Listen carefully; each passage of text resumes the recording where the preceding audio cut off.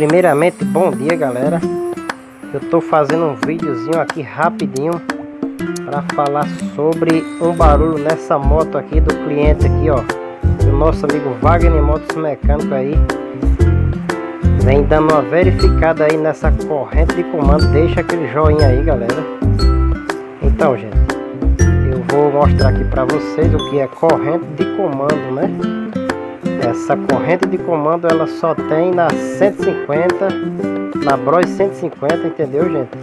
Então tô mostrando aí a vocês, ó. Mais um trabalhozinho do nosso amigo Wagner Motos Mecânico. Quem puder assistir esse vídeo aí, gente, assiste. Deixa aquele joinha, compartilha com a galera aí, gente.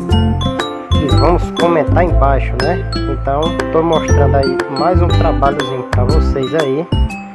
Agradeço a presença de vocês aí nas lives também do Wagner Motos Mecânico.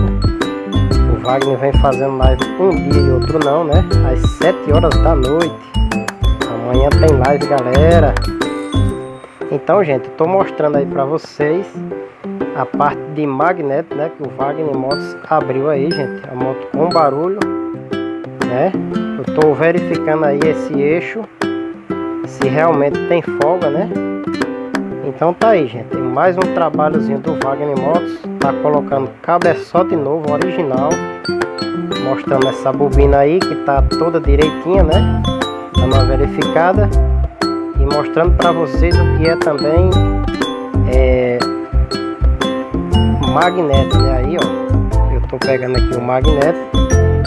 Então tá aí, gente, agradeço a presença de